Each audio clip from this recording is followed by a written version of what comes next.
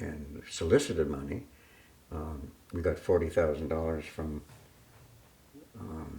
Schenectady Foundation. oh yes, the Schenectady Schenectady Foundation. Yeah. Yes, you know, and they're associated with the Cresco Bank, and they meet there, and if you want to give your assets when you die to the Schenectady Association, you can tell them how you want that spent for education in the school system or street repair or whatever.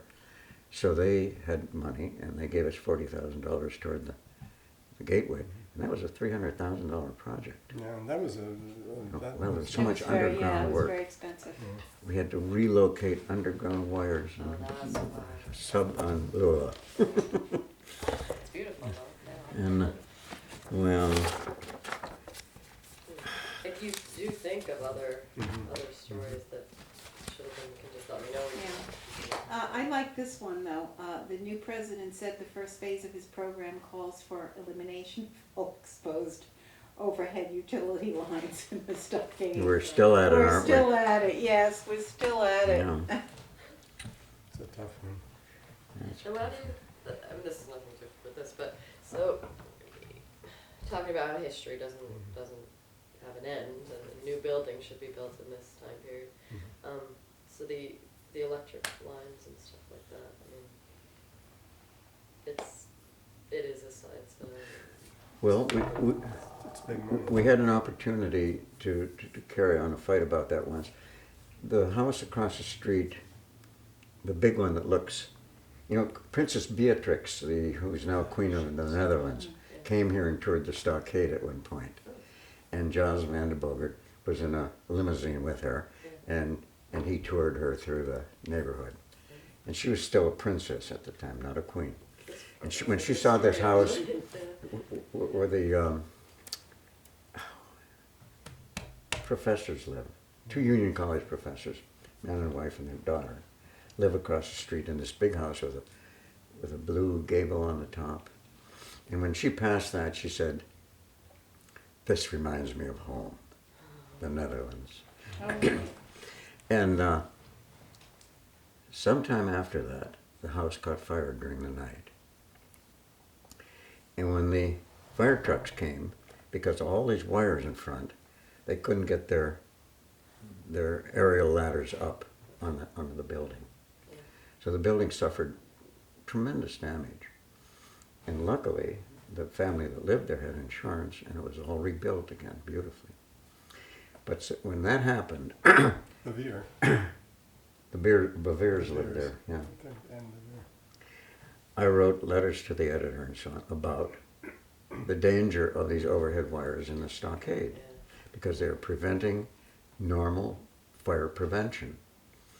And nothing came of it, but we tried to fan it and make as big a story and get people excited about it.